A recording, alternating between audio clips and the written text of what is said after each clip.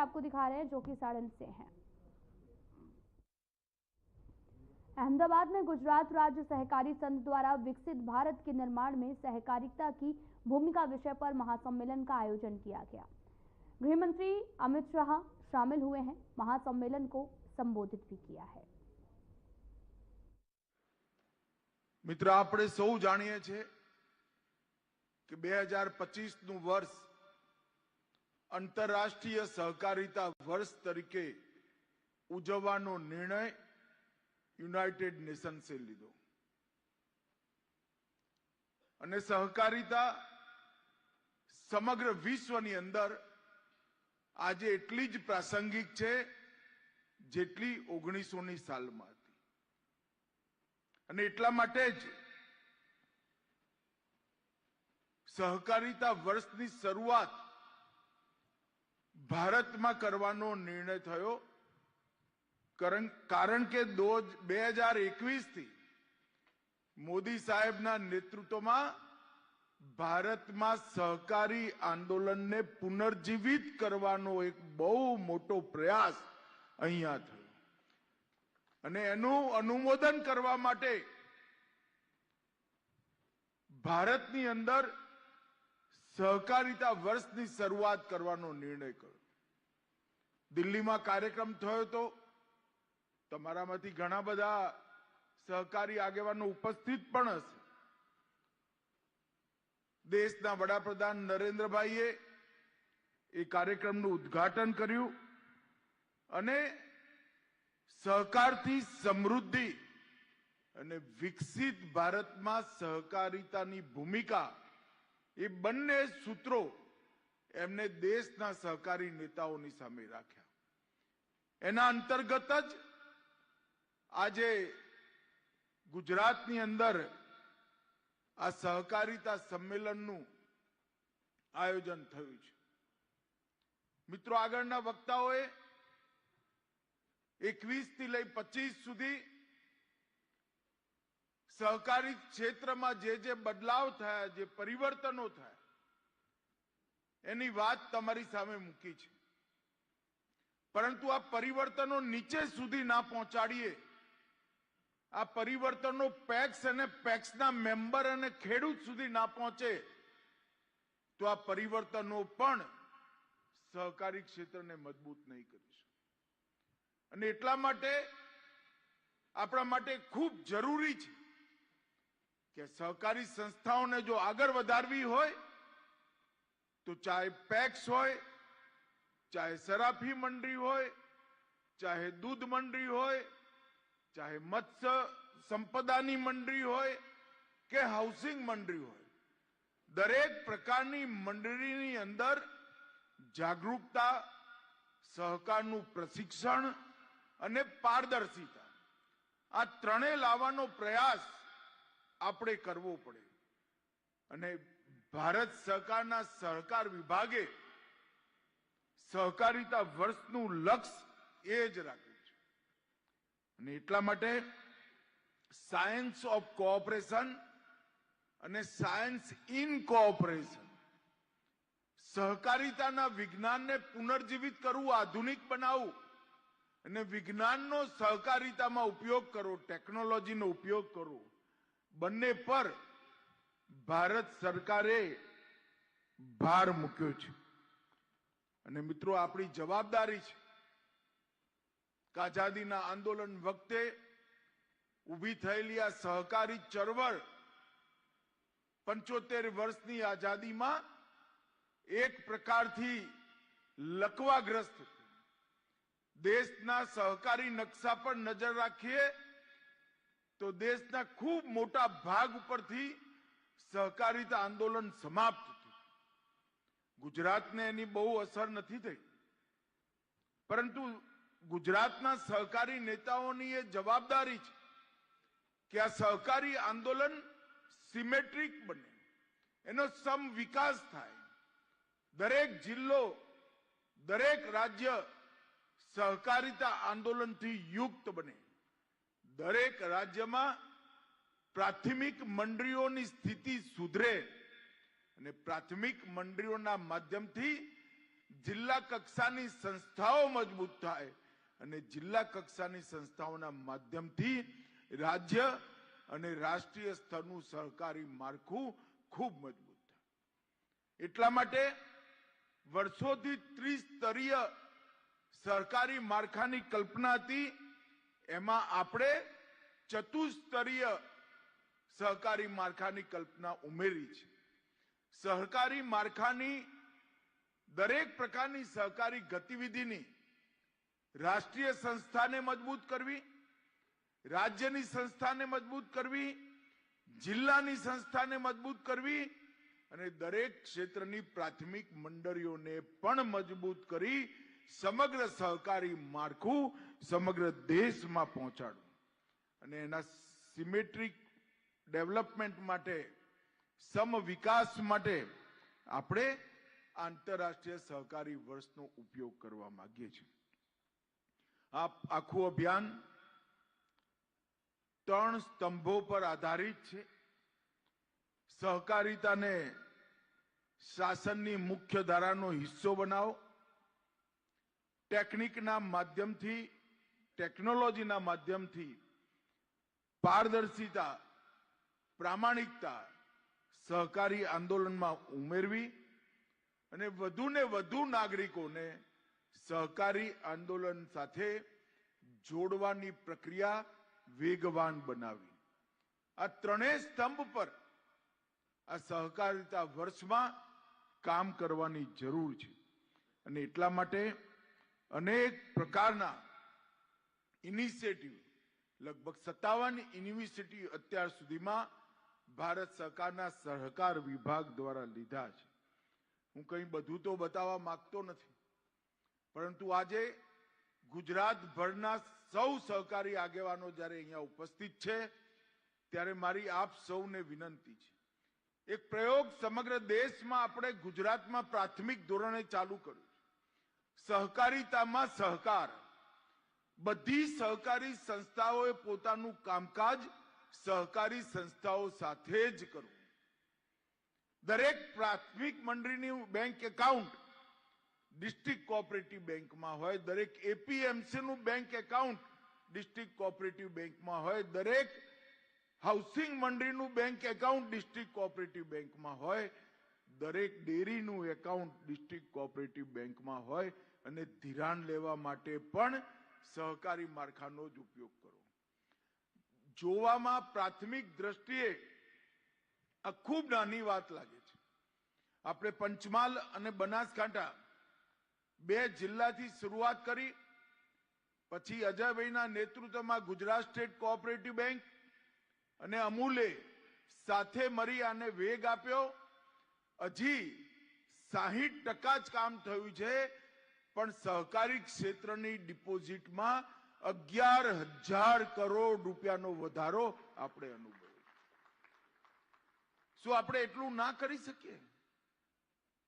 સહકારી મંડળીના દરેક સભાસદનું account district cooperative બેંકમાં, એપીએમસીના વેપારીના દરેક વેપારીનું એકાઉન્ટ ડિસ્ટ્રિક્ટ કોઓપરેટિવ બેંકમાં હોય, એપીએમસીનું, પ્રાથમિક ડેરીનું, જિલ્લા ડેરીનું અને પૈસાનું વિતરણ પણ ડિસ્ટ્રિક્ટ કોઓપરેટિવ બેંકના માધ્યમથી થાય. ટેકનોલોજી આવ્યા પછી આ જરાય મુશ્કેલ નથી અને એનો સફળ પ્રયોગ આપણે ગુજરાતમાં થયો છે. મારી આપ સૌ સહકારી આગેવાનો, 800 સંસ્થાઓના લગભગ 4100 લોકો અહીંયા ઉપસ્થિત છે. સૌ સહકારી નેતાઓને મારી વિનંતી છે કે સહકારી સંસ્થાઓ વચ્ચે સહકાર, કોઓપરેશન એમોંગ્સ કોઓપરેટિવ, એને આપણે બળ આપવું જ જોઈએ, એને આગળ વધારવું જોઈએ. મિત્રો, બીજી વાત, ત્રિભુવનભાઈના નામથી આપણે ત્રિભુવન કોઓપરેટિવ યુનિવર્સિટીની સ્થાપના કરી છે. આ યુનિવર્સિટી રાષ્ટ્રીય સ્તર પર કામ કરશે. સમગ્ર દેશના દરેક રાજ્યમાં સહકારી ક્ષેત્રમાં જ્યાં જ્યાં સહકારી ક્ષેત્રનું કામ છે, દરેક ક્ષેત્રના તજજ્ઞોને ભણાવવાની વ્યવસ્થા અને કોઓપરેટિવના કન્સેપ્ટથી ભણાવવાની વ્યવસ્થા આ સહકારી યુનિવર્સિટી શરૂ કરવાની છે અને એમાં પણ ગુજરાતે લીડ લેવાની જરૂર છે. હમણાં એક નવી શરૂઆત ડેરીઓની અંદર ચક્રીય અર્થવ્યવસ્થા સર્ક્યુલર ઇકોનોમીની ચાલુ કરી છે. આપણી બધી જ સહકારી ડેરીઓ દાણ ખાલી જે પશુનું દૂધ ડેરીમાં ભરાતું હોય એને જ આપે છે. આપણે દાણને વેપાર તરીકે સ્વીકાર કરી ગુજરાતના દરેકે દરેક પશુ સુધી આપણું દાણ પહોંચે એની વ્યવસ્થા કરવાની છે. પશુનું આરોગ્ય પણ કોમર્શિયલ રીતે બધા પશુઓને આપણા સહકારી માળખા જોડે જોડવાના છે. ગોબર છાણ એની પણ સંપૂર્ણ ઇકોનોમી કોઓપરેટિવ સેક્ટરની અંદર લાવવાની અને પશુ મરી જાય ત્યારે એનું ચામડું અને એના હાડકા અને શિંગડાની પણ સહકારી મંડળીઓ બનાવી સંપૂર્ણ વ્યવસ્થા એક સર્ક્યુલર ઇકોનોમીનો પ્રયોગ પણ આપણે ચાલુ કરવાના છે થોડાક સમયની અંદર. અને એના માટે ડેરી માટે જોઈતા દરેક પ્રકારના સાધનો પણ હવે કોઓપરેટિવ સંસ્થાઓ બનાવવાની છે. આઈસ્ક્રીમ બનાવવો હોય તો એની મશીનરી, ચીઝ બનાવવું હોય, પનીર બનાવવું હોય, દૂધને ચિલ્ડ રાખવાનું હોય, એનું ફેટ માપવાનું હોય, આ દરેક પ્રકારની વ્યવસ્થા સહકારી કંપનીઓના માધ્યમથી, સહકારી માલિકીની કંપનીઓના માધ્યમથી આપણે ઊભી કરવાના છે અને એનો પ્રયોગ પણ ગુજરાતથી જ શરૂ થવાનો છે. અને ગુજરાતમાં આવા નાના નાના અનેક પ્રયોગો ઓલરેડી થઈ ચૂક્યા છે. એને ભેગા કરી આપણે આગળ વધારવાના છે. ઘનશ્યામભાઈએ કહ્યું એ રીતે પેક્સને જ્યાં સુધી મજબૂત ના કરીએ, પ્રાથમિક મંડળીને મજબૂત ના કરીએ ત્યાં સુધી સહકારી માળખું મજબૂત ના થાય. અને એટલા માટે આપણે નક્કી કર્યું છે કે દેશમાં 2029 સુધીમાં દરેક પંચાયતમાં પેક્સ રજીસ્ટર થવી પડે અને 2 લાખ નવી સેવા સહકારી મંડળીઓ અને ડેરીઓને રજીસ્ટર કરવાનું આપણે અભિયાન કર્યું. પરંતુ આ પેક્સ પણ પહેલાની જેમ માંદી જ પડે જો આપણે એની અંદર પ્રવૃત્તિઓ ના ઉમેરીએ. અનેક પ્રકારની પ્રવૃત્તિઓ, 22 પ્રવૃત્તિઓ, જુદા જુદા પ્રકારના વેપાર પેક્સ સાથે જોડવાનું કામ ભારત સરકારે કર્યું છે. અને મને વિશ્વાસ છે કે આવનારા દિવસોમાં એક પણ પેક્સ જે રજીસ્ટર થઈ છે એ આર્થિક રૂપે બીમાર ન પડે એની વ્યવસ્થા આના માધ્યમથી થઈ જશે. અને થોડાક જ સમયમાં ભારત સરકાર લિક્વિડેશનમાં ગયેલી પેક્સનું જલ્દી નિપટારો અને એની જગ્યાએ નવા પેક્સનું રજીસ્ટ્રેશન માટે પણ એક નીતિ લઈને આવવાની છે. મિત્રો, સહકારી ક્ષેત્રમાં મોદી સાહેબના નેતૃત્વમાં અનેક પ્રકારની નવી શરૂઆતો જોવા થઈ રહી છે. એ વખતે આંતરરાષ્ટ્રીય સહકારી વર્ષનો ઉપયોગ કરી સભાસદો સુધી જાગૃતતા પહોંચાડી પારદર્શિતા, નવા આયામો અને તજજ્ઞ ભરતી આ ત્રણેયનો ઉપયોગ કરી આપણે સહકારી માળખાને મજબૂત કરવાની જરૂરિયાત છે. આજે ઘનશ્યામભાઈએ સહકારિતા વર્ષનો કન્સેપ્ટ ક્લિયર કરવા માટે અહીંયા લગભગ 4000થી વધુ સહકારી આગેવાનોને બોલાયા છે. બપોરના સત્રમાં 57 ઇનિશિયેટિવ માટે પણ પૂરી સમજ આપવાની છે. આના પછી એક સત્રમાં પ્રાકૃતિક ખેતીની પણ સમજ આપવાની છે. અને મને વિશ્વાસ છે કે આજે અહીંયા જે શિબિર થયો છે, જે કાર્યશાળા થવાની છે, સેમિનાર થવાનો છે, એમાંથી સારો સંદેશ લઈ આપ સૌ જિલ્લા કક્ષાએ જશો અને પછી એને પ્રાથમિક મંડળી સુધી પહોંચાડશો એનો મને વિશ્વાસ છે. ફરી એકવાર આપ સૌને સહકારિતા વર્ષની અનેક અનેક शुभकामनाओं. वंदे मातरम. केंद्रीय गृह मंत्री अमित शाह ने गांधीनगर में 708 करोड़ रुपए की लागत के कई विकास कार्यों का उद्घाटन और शिलान्यास किया है. साथ ही इस मौके पर डाक विभाग के लाभ वितरण का कार्यक्रम भी किया गया. कार्यक्रम को केंद्रीय गृह मंत्री अमित शाह ने संबोधित किया। ગાંધીનગર મ્યુનિસિપલ કોર્પોરેશન દ્વારા 200 કરોડની 30 પરિયોજનાઓ એનું લોકાર્પણ, 353 કરોડની 38 પરિયોજનાઓ એનું ખાતમુહૂર્ત, ઘોડાની 7 પરિયોજનાઓનું 108 કરોડની પરિયોજનાઓનું લોકાર્પણ અને ગાંધીનગર જિલ્લા પ્રશાસનની 7 પરિયોજના જે લગભગ 60 કરોડ રૂપિયાની છે, કુલ મળી 707 કરોડના કામો આજે અહીંયા જન સુવિધા માટે ચાલુ કરવાનો કાર્યક્રમ છે। અનેક પ્રકારના કામો, સીવરેજ પ્લાન્ટ, ટીએસપીએસ ઇલેક્ટ્રિકલ અને મિકેનિકલના કામો, નવી પાણીની લાઈનો, ગટર લાઈનો, સ્વાસ્થ્ય કેન્દ્ર, સોલાર પેનલ, વિદ્યાલય રોડ, તળાવ, ઝોનલ કાર્યાલય અને સરડવ, પીપરજ, ઉવારસદ, શેરથા, પુંડરાસણ, શાહપુર, લેકાવાડા અને આલમપુરમાં પણ ગટર લાઈન નાખવાના કામો અને પોસ્ટ વિભાગના કામો પણ આજે અહીંયા થયા છે। મિત્રો, નરેન્દ્રભાઈ મુખ્યમંત્રી હતા ત્યારથી જ સમગ્ર ગુજરાતમાં વિકાસનો યજ્ઞ ચાલુ થયો અને नरेंद्र जब से देश के प्रधानमंत्री बने तब से गुजरात की ही तर्ज पर पूरे देश के विकास का काम मोदी जी ने हाथ में लिया और हर क्षेत्र में आज भारत विकसित बनने की दिशा में आगे बढ़ रहा है। परंतु मित्रों, आज मैं एक और भी बात करने आया हूं। मोदी जी ने भारत को विकसित बनाने में तो कोई कसर नहीं छोड़ी। हर एक क्षेत्र में विकास के नए आयाम और नए रिकॉर्ड की सृजन हो रहा है।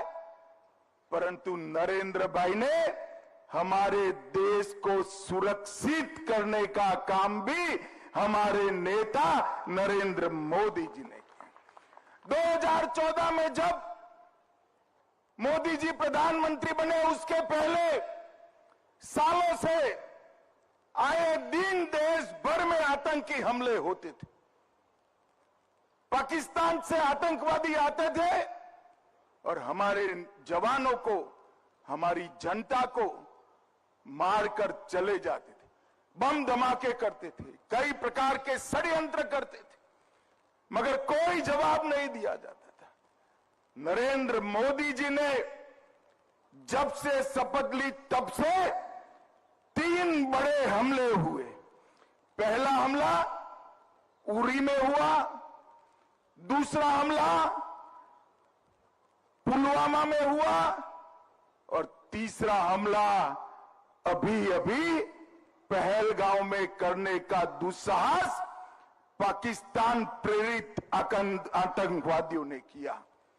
मगर मित्रों, मोदी जी ने हर हमले का जवाब इतनी मक्कमता से दिया है कि आज पूरी दुनिया आश्चर्यचकित होकर देख रही है और पाकिस्तान भयभीत होकर उसका अनुभव कर रहा है। जब उरी में हमला हुआ, सर्जिकल स्ट्राइक कर एक प्रतीकात्मक जवाब दिया गया। पुलवामा में हमला हुआ, एयर स्ट्राइक कर चेतावनी दी गई, मगर ये सुधरे नहीं।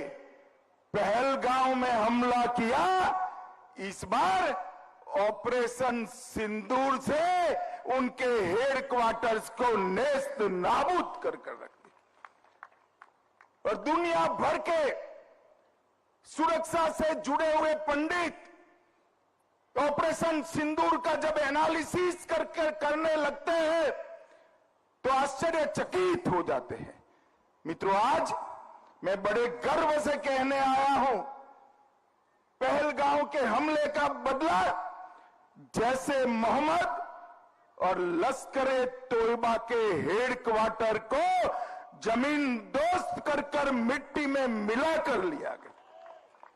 पाकिस्तानी आतंकवादियों ने हमारे नागरिकों पर, हमारे यात्रियों पर, निहत्थे लोगों का धर्म पूछकर, परिवारों के सामने, बच्चों के सामने कायराना हत्या की, नृशंस हत्या की। और भारत ने जवाब में जवाब तो जरूर दिया, मगर जवाब भी भारत के संस्कार के हिसाब से दिया। हमने जैसे मोहम्मद और लश्कर-ए तोयबा के हेडक्वार्टर उड़ा दिए और 9 ऐसे ठिकाने जहां आतंकवादी तैयार किए जाते थे, ट्रेन किए जाते थे, हथियार छिपाए जाते थे, भारत में घुसाने का कैंप बना था। उसको ध्वस्त करने का काम भारत की वीर सेना ने किया। और पीओके में मुजफ्फराबाद, कोटली, भावलपुर, मुरीद के पाकिस्तान की सीमा में 100 किलोमीटर अंदर जाकर हमारी सेना ने आतंकवादियों को जवाब देने का काम किया है। 100 किलोमीटर अंदर कई सारे अंतर्राष्ट्रीय आतंकी घटनाओं के सरगना सियालकोट कैंप और कई सारे कैंपों में छिपे बैठे थे, वो सबको हमारे बम के धमाकों की गूंज ने स्पष्ट संदेश भेजा है कि भारत की जनता के साथ अगर किसी भी प्रकार का दुर्व्यवहार किया गया, आतंकी घटना की गई, तो उसका जवाब दुगने जोश के साथ दिया जाएगा। और मित्रों, जब हमने सिर्फ आतंकी हमलों पर ही, आतंकी अड्डों पर ही हमला किया था, फिर भी 8 तारीख को पाकिस्तान की सेना ने हमारी निर्दोष जनता पर कच्छ से लेकर कश्मीर तक पूरी पश्चिमी सीमा पर हमला करने का दुस्साहस किया। मगर मोदी जी के समय में हमारी एयर डिफेंस सिस्टम इतनी परफेक्ट बन चुकी थी कि एक भी मिसाइल्स भारत की भूमि पर नहीं गिर पाया, एक भी ड्रोन उनका भारत की भूमि पर नहीं गिर पाया। 100 से ज्यादा दुर्दांत आतंकवादियों को समाप्त करने के बाद जब एक भी हमला भारत को नुकसान पहुंचाने के में सफल नहीं हुआ, पाकिस्तान की उन्हें भी सोचती ही थी। और 9 तारीख को हमने 15 जगह पर, ये भी उनके एयरबेस पर, उनकी जनता को कोई नुकसान नहीं किया। एयरबेस पर नूर खान एयरबेस, सरगोदा का स्थान, सुकुर एयरबेस, कराची में मलिर कैंट, कई जगहों पर 15 स्थानों पर उनकी क्षमता को, वायु हमला करने की क्षमता को तहस नहस करने का काम भारत की सेना के वीर जवानों ने किया। और उसने बता दिया कि आप हमारी मिसाइल्सों को नहीं रोक सकते हो। मित्रों, और आज पूरा दुनिया के लोग जब इसका एनालिसिस कर रहे हैं, भारत की सेना के सामर्थ्य को आश्चर्यचकित और आनंदित होकर देख रहे हैं। और पहली बार आजादी के बाद भारत की सेना ने 100 किलोमीटर अंदर जाकर पाकिस्तानी कैंप्स, आतंकवादियों के कैंप्स को ध्वस्त करने का काम किया।